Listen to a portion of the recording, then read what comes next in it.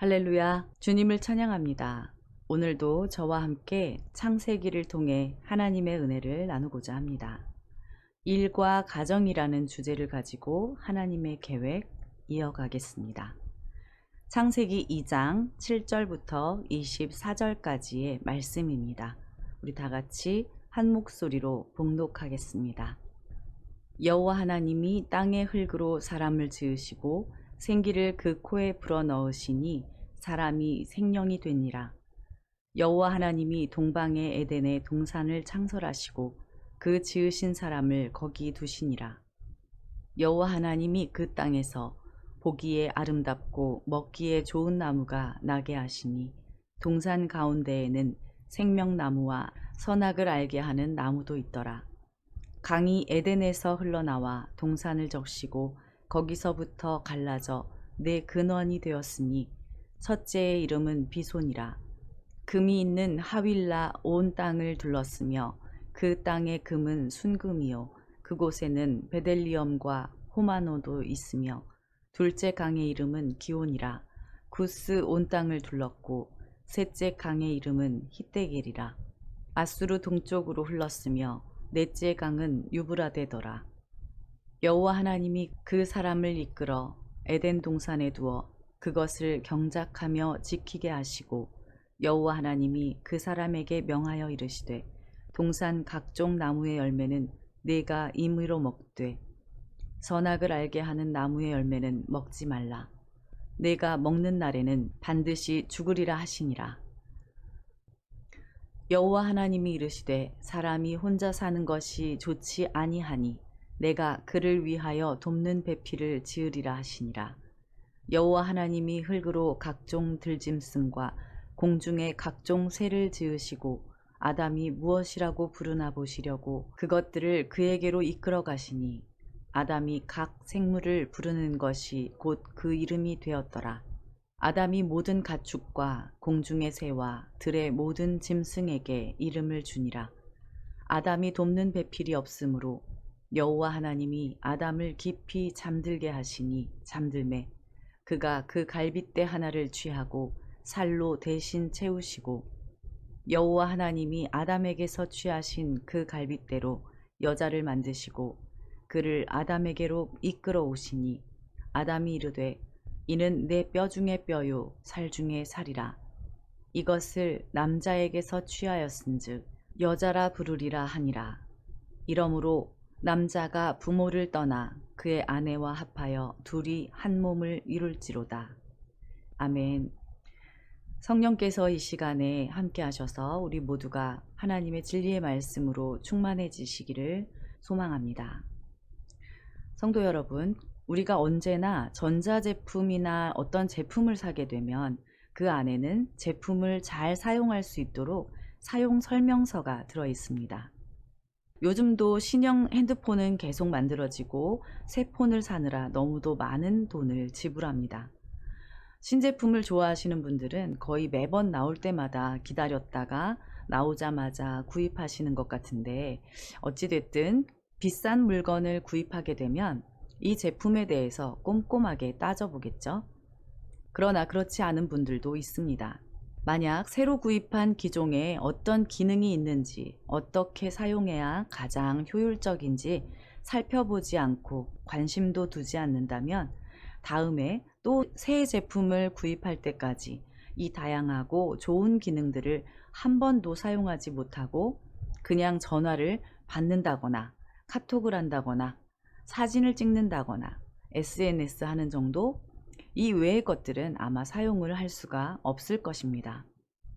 그렇지만 꼼꼼하게 알아보고 체크한 사람들은 처음에 개발자가 목적한 대로 100%는 아니더라도 근접하게 활용을 할 수가 있겠죠.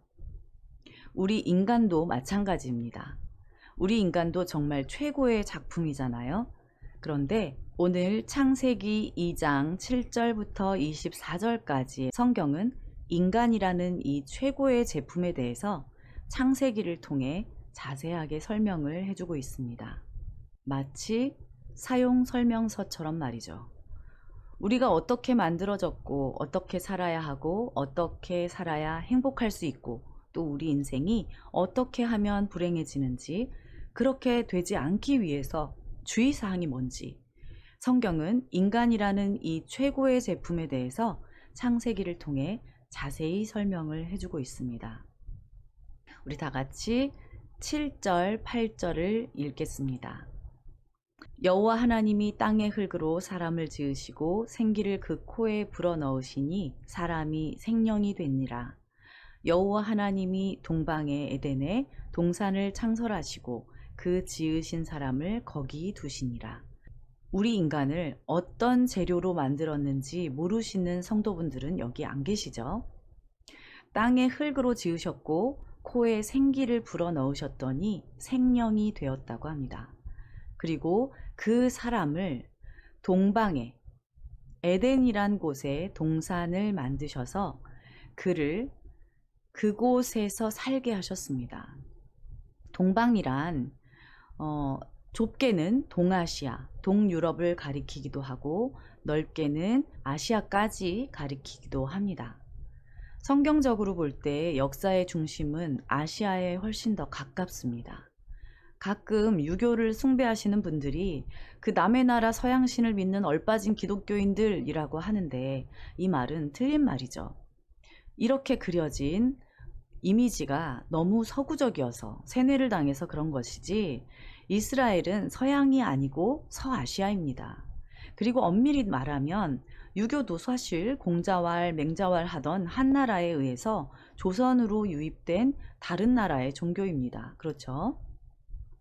우리 다 같이 9절 읽겠습니다. 여호와 하나님이 그 땅에서 보기에 아름답고 먹기에 좋은 나무가 나게 하시니 동산 가운데에는 생명나무와 선악을 알게 하는 나무도 있더라. 보니까 동산에 아름답고 맛있는 과일 열리는 나무가 메인으로 자라고 있었고요. 다른 좋은 나무들 중에 생명을 주는 나무와 선악을 알게 하는 나무도 있었습니다.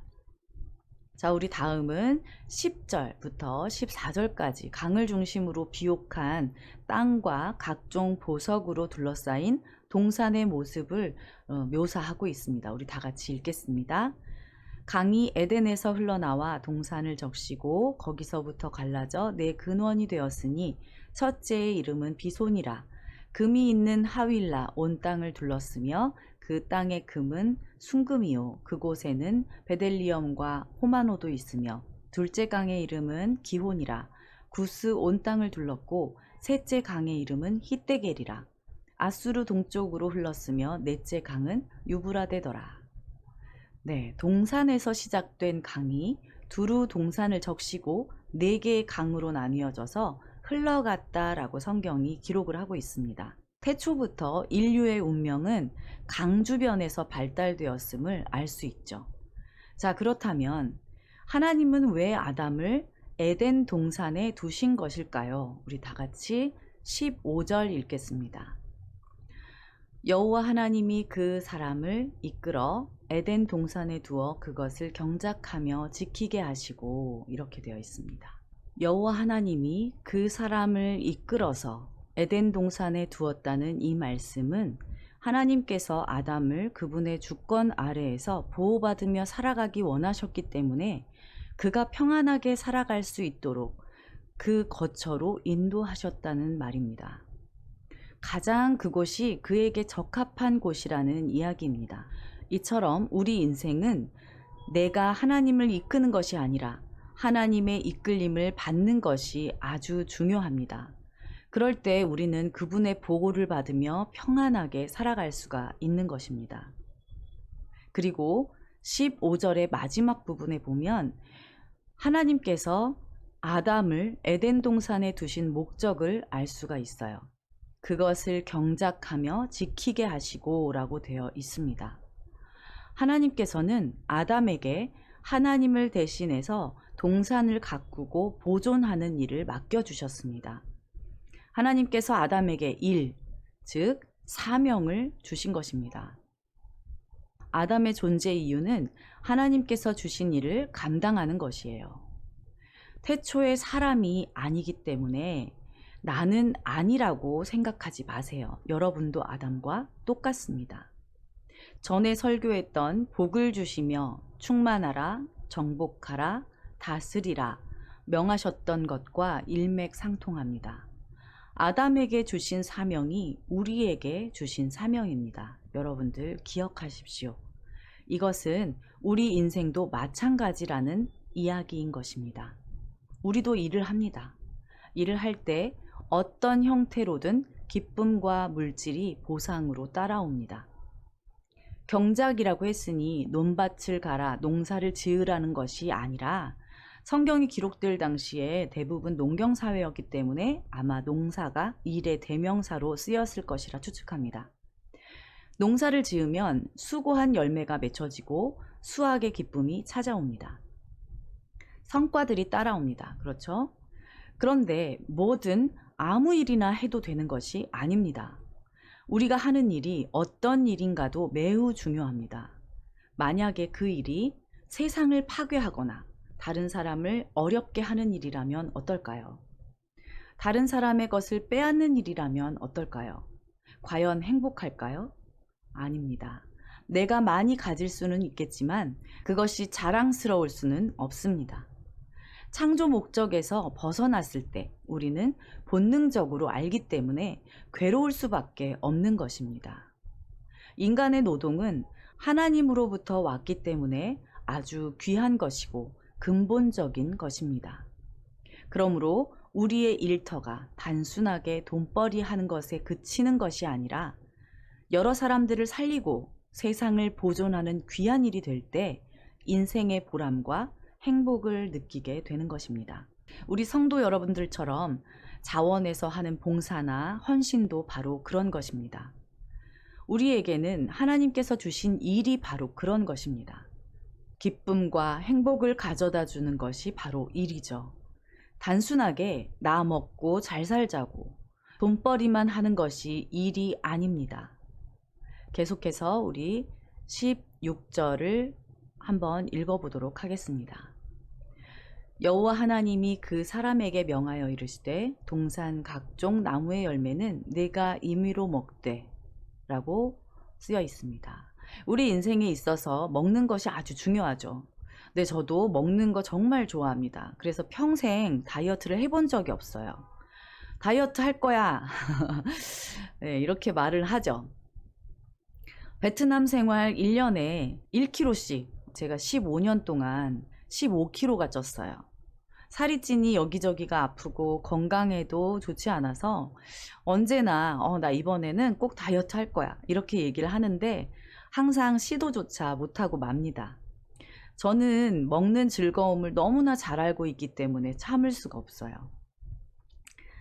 다들 이 영상을 보시는 분들 마치 나는 전혀 모른다는 표정으로 저를 보고 계시네요. 네, 공감들 하시죠? 네. 먹고 싶은 음식을 내 마음대로 마음껏 먹을 수 있다면 얼마나 행복할까요? 그렇지 않습니까? 16절에 하나님은 우리의 육체 건강과 생명을 유지하기 위해서 동산 각종 나무의 열매를 마음대로 먹고 살 수 있는 먹는 즐거움도 주셨다는 겁니다. 그런데 우리 17절을 보면 수많은 것들을 주시고 딱 중앙에 있는 열매만 먹지 말라고 하셨습니다. 읽어볼까요? 17절 다 같이 읽겠습니다. 선악을 알게 하는 나무의 열매는 먹지 말라. 내가 먹는 날에는 반드시 죽으리라 하시니라. 다 먹어도 절대 먹지 말아야 할 한 가지 열매가 바로 선악과였습니다. 정말 이 선악과는 아주 믿지 않는 사람들도 모두 다 알고 있는 게 바로 이 선악과죠. 네가 먹는 날에는 반드시 죽으리라. 이 부분은 우리가 정말 원망이 되기도 하는 말씀이죠. 사람들이 말합니다. 왜 하필이면 선악과를 만드셔서 죄를 짓게 하셨고 그로 인해 인간을 죽게 하셨습니까? 선악과를 만들지 않고 중앙에 두지 않았다면 이렇게 고통을 당하지 않아도 될 것 아닙니까? 그냥 잘 먹고 잘 살게만 해주시지 라는 이야기를 많이 했죠. 그러나 우리는 항상 질문을 잘해야 합니다. 왜 선악과를 만들어서 인간들로 하여금 죄를 짓게 하셨나요가 아니라, 네, 아니죠. 선악을 알게 하는 나무를 먹지 말라고 하신 이유가 뭘까? 이것을 궁금해해야 합니다. 이 선악과의 문제는 바로 진리의 문제입니다. 선악을 알게 하는 나무를 먹지 말라고 한 것은 인간이 선악을 알면 안 된다는 뜻일 것입니다. 왜일까요? 창세기 3장 22절부터 24절을 보면 알 수 있습니다. 우리 다 같이 읽어보겠습니다. 여호와 하나님이 이르시되 보라, 이 사람이 선악을 아는 일에 우리 중 하나같이 되었으니 그가 그의 손을 들어 생명나무 열매도 따먹고 영생할까 하노라 하시고, 이같이 하나님이 그 사람을 쫓아내시고 에덴 동산 동쪽에 그룹들과 두루 도는 불칼을 두어 생명나무의 길을 지키게 하시니라. 네, 이렇게 말씀하고 계십니다. 천지를 창조하실 때 말씀으로 지으셨듯이 말씀이 바로 하나님의 법이었습니다. 그러니까 옛날 왕들의 입에서 나오는 말이 법이었던 것처럼 하나님이 말씀하신 17절 선악을 알게 하는 나무의 열매는 먹지 말라, 네가 먹는 날에는 반드시 죽으리라, 이 말씀은 최초의 하나님의 법이에요. 그런데 하나님의 피조물인 사람 아담이 법을 어기고 선악과를 먹음으로써 선악을 아는 일에 우리 중 하나같이 되었으니 라고 성경은 기록하고 있습니다. 선과 악의 문제는 오직 하나님의 판단 영역입니다.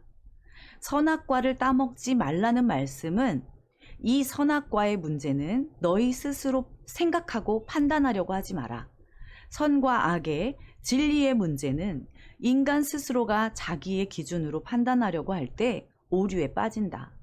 결국에는 하나님을 떠나고 죽게 된다는 말씀입니다. 24절을 보니까 선악과와 생명나무는 하나님께서 필요한 용도로 따로 사용하시는 것이었습니다. 그동안은 생명나무를 허락하셨지만 범죄하고 난 뒤에는 가는 길목을 지키시고 더 이상 생명나무를 먹지 못하게 하신 것입니다. 인간의 법이 선과 악의 기준이 되나요? 아닙니다. 그러니까 코에 걸면 코걸이, 귀에 걸면 귀걸이라는 말이 나오는 거겠죠. 헌법은 약속과 같은 규칙일 뿐입니다. 선과 악, 이것은 우리 인간이 판단할 수 있는 영역이 아닙니다. 자, 계속해서 18절부터 20절까지 읽겠습니다. 다 같이 봉독하겠습니다. 여호와 하나님이 이르시되 사람이 혼자 사는 것이 좋지 아니하니 내가 그를 위하여 돕는 배필을 지으리라 하시니라. 여호와 하나님이 흙으로 각종 들짐승과 공중의 각종 새를 지으시고 아담이 무엇이라고 부르나 보시려고 그것들을 그에게로 이끌어 가시니 아담이 각 생물을 부르시는 것이 곧 그 이름이 되었더라. 아담이 모든 가축과 공중의 새와 들의 모든 짐승에게 이름을 주니라. 아담이 돕는 배필이 없으므로 라고 이렇게 되어 있습니다. 18절에는 배필을 지으리라 계획하셨고 20절에는 배필이 없으므로 창조에 들어갑니다. 그리고 19절에는 아담에게 동물의 이름을 짓는 일을 주셨습니다.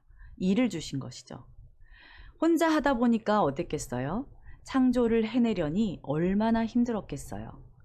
외롭고 힘들다는 것을 아마 절실히 느꼈겠죠. 혼자 버거웠을 겁니다. 그것을 본 하나님은 사람이 혼자 사는 것이 좋지 아니하니 내가 그를 위하여 돕는 배필을 지으리라고 하셨습니다. 그리고 21절, 22절 읽겠습니다. 다 같이 봉독합니다. 여호와 하나님이 아담을 깊이 잠들게 하시니 잠들매 그가 그 갈빗대 하나를 취하고 살로 대신 채우고 여호와 하나님이 아담에게서 취하신 그 갈빗대로 여자를 만드시고 그를 아담에게로 이끌어 오시니. 네, 여기에서 이끌어 오시니가 나왔죠. 위에 한 번 더 나왔는데 기억하시나요? 네, 맞습니다. 19절 아담이 무엇이라고 부르나 보시려고 그것들을 그에게로 이끌어 가시니 라고 되어 있습니다. 하나님께서는 우리에게 우리가 어떻게 하나 보시려고 많은 상황을 우리 앞에 이끌어다가 놓는 분이신 줄로 믿습니다. 우리 일도 갖다 놓으시고 필요한 것들도 이끌어다 놓으시고 배필도 이끌어 오셨습니다. 그렇게 이끌어다가 최초의 일과 가정을 만들어 주셨습니다. 여기 있어. 내 안에 있어. 내가 가장 너에게 좋은 것으로 만들어주고 이끌어다 놓을 테니 넌 여기 내 안에 있어. 하나님께서는 우리를 이끌어가고 이끌어 오고 계신 것입니다. 그리고 하나님은 우리가 어떻게 하나 지켜보십니다. 아담은 하나님께서 이끌어 오신 여자를 보고 첫눈에 뿅 하고 반해버렸어요. 23절만 읽겠습니다. 아담이 이르되 이는 내 뼈 중에 뼈요 살 중에 살이라. 이것을 남자에게서 취하였은즉 여자라 부르리라 하니라. 23절을 보니까 보자마자 언제 봤다고 내 뼈 중에 뼈요 살 중에 살이라 이렇게 말하고 있어요. 이것은 뭡니까? 네, 첫눈에 반했다는 것이죠. 프로포즈, 네, 사랑 고백입니다. 아담이 혼자 외롭게 있다가 하나님이 나에게 이끌어주신 그 아내 하와를 발견하고 얼마나 예쁘고 좋았으면 이렇게 사랑 고백을 합니다. 그리고 나서 여자라고 부르리라. 누가 시키지도 않았는데 여자라고 부를 거야 막 이러면서 신났죠. 상상이 되는 것 같지 않으세요, 여러분? 계속해서 마지막 24절 읽겠습니다. 이러므로 남자가 부모를 떠나 그의 아내와 합하여 둘이 한 몸을 이룰지로다. 이러므로 라는 말은 앞에 있는 상황의 연장선이죠. 남자가 하와를 사랑하기 때문에 라는 이야기예요. 남자가 부모를 떠나 그의 아내와 합하여 한 몸을 이룰지로다. 이것이 바로 결혼의 진정한 의미입니다. 결혼은 집안과 집안이 만나는 것은 맞지만 부모 아래에 우리가 들어가는 것이 아니라 또 다른 하나의 가정을 이루는 것이에요. 요즘에는 결혼을 하지 않는 비혼족들이 아주 많이 늘어가고 있습니다. 결혼은 필수가 아니라 선택이다. 내 삶이 더 중요하다라고 외치는 사람들이 많이 늘어나고 있고 사회적인 분위기도 그렇습니다. 참 안타까운 일이죠. 18절에 사람이 혼자 사는 것이 좋지 아니하니 이렇게 되어 있어요. 천년만년 늙어 죽을 때까지 욜로를 즐기다가 웰다잉 하고 싶어 하는 게 현대를 사는 사람들의 바람입니다. 그렇지만 우리는 혼자 있을 때 외롭고 고독해진다는 말씀입니다.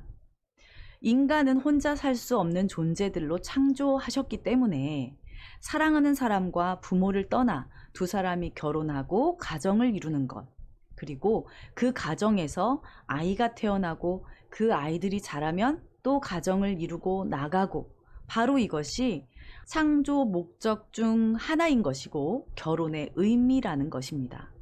강요가 아니라 어려서부터 행복한 가정의 모습을 우리가 보여줘야 우리 아이들이 하나님의 창조 목적대로 살아갈 수 있을 것입니다.